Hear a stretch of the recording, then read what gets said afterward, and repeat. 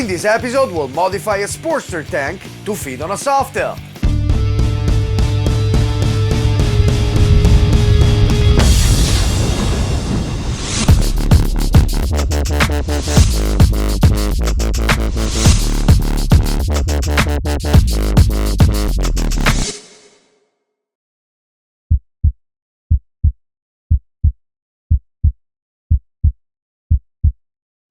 Whoa! We're back! I'm Custom Chess for Roma Custom Bike, and I'm finally back for a new season of the show about homemade custom bikes.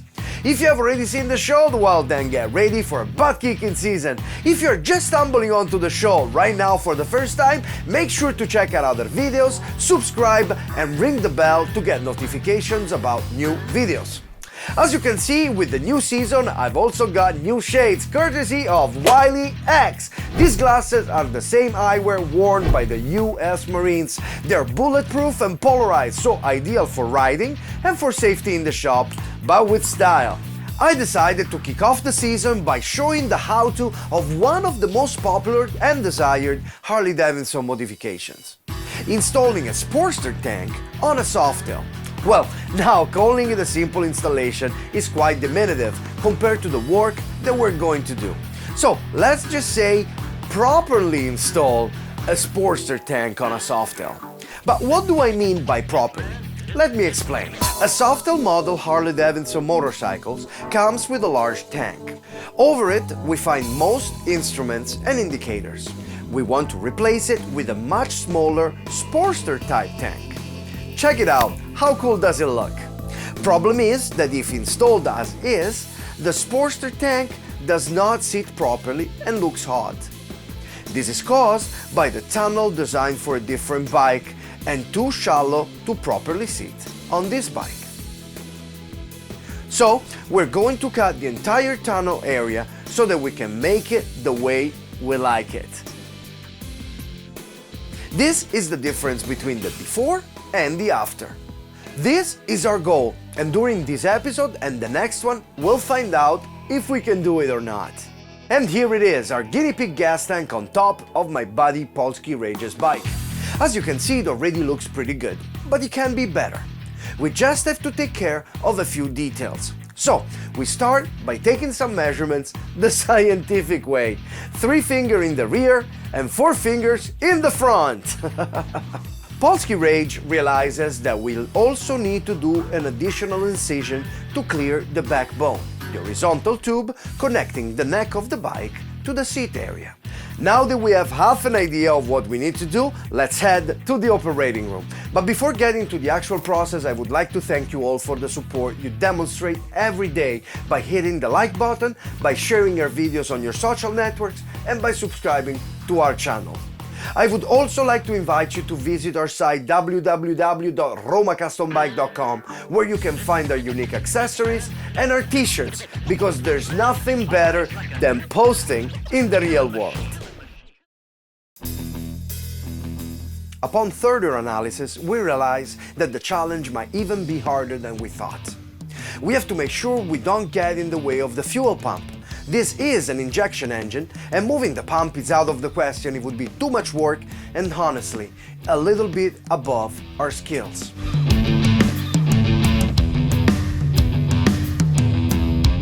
So while trying to keep intact the more complex form, we trace the cut and let's get to work. Scalpel, please.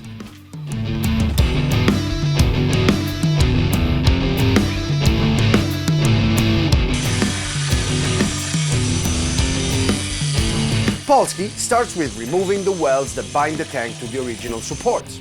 We don't need those anymore. Simple but delicate job.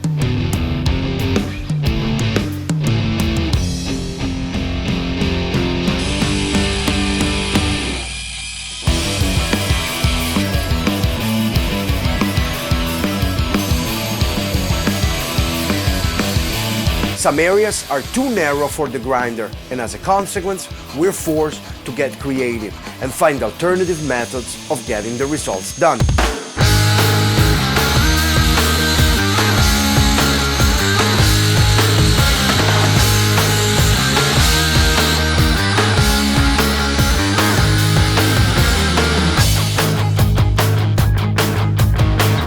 We took turns and we used all kinds of tools: grinder, scalpel,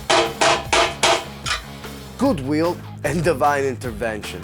But after a lot of work using all the available tools, we managed to get the job done.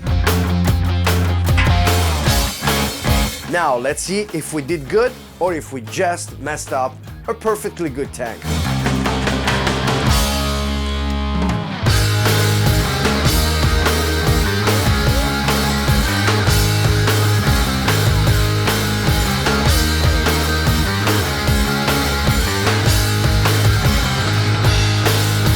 It looks like we're on the right path. This is the before and the after. Now, all that's left to do, it's everything. And yes, I am quoting Jesse James.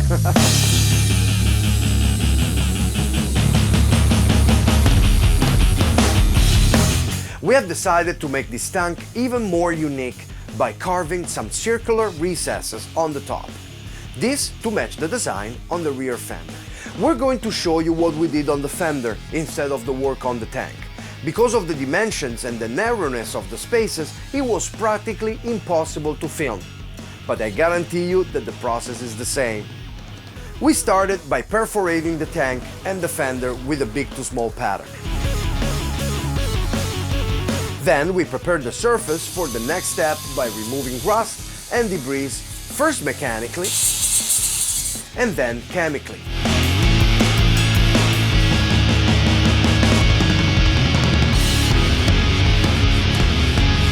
To close the holes, I made a bunch of discs out of 1 mm thick sheet metal. I made them slightly larger than the holes themselves so that I could easily align them. I gave them a few hammer strokes as well to convince them to follow the surface contour a little better. Once it's all set up, it's time for some MIG welding. On the rear fender, it was all pretty straightforward with no issue, mainly because of the thickness of the metal. On the tank, on the other hand, we had to be pretty careful and keep temperature deformations at bay. A great project nonetheless, and once all the discs were welded on, Polski had to clean each weld with a Dremel grinding tool. Quite laborious, yes, but a great industrial look. I like it. Let's get back to the tank though.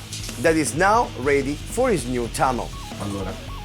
We took a 1.2 mm sheet, and once we measured everything properly, we secured it to the bench. As usual, we tried to use recycled materials for our builds, and all scaffolding pipe proved to be the perfect size to bend our tunnel around.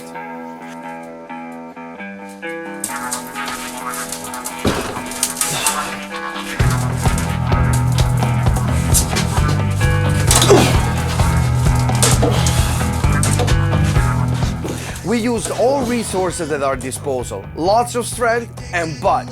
My butt!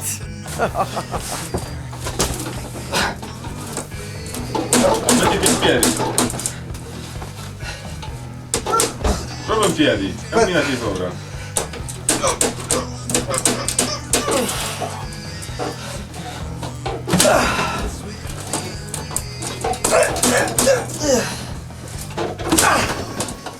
Watch out, watch out, watch out! If you spill Polski Rage's beer, he'll get so pissed. But anyway, it took some convincing, but at the end, we got our way. I'm pretty satisfied at this point. The tank is coming out nicely, and it's time for us to wrap up the first part of the episode. In the next segment, you'll see the welding of the new tunnel, the pressure testing of the tank, the painting of it, the procedure to line the inside of the tank with a protective coating.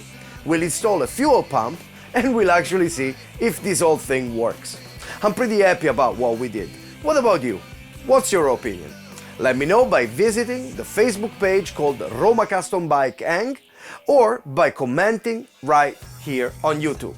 I'd like to remind you that along with subscribing to the channel, now you can click the little bell to receive a notification when I publish a new video, so you can see part 2 as soon as it's out. I'd also like you to visit our site www.romacustomBike.com to find the accessories that we're producing and our t-shirts. I'm Custom Chess for Roma Custom Bike, and I'll see you next time.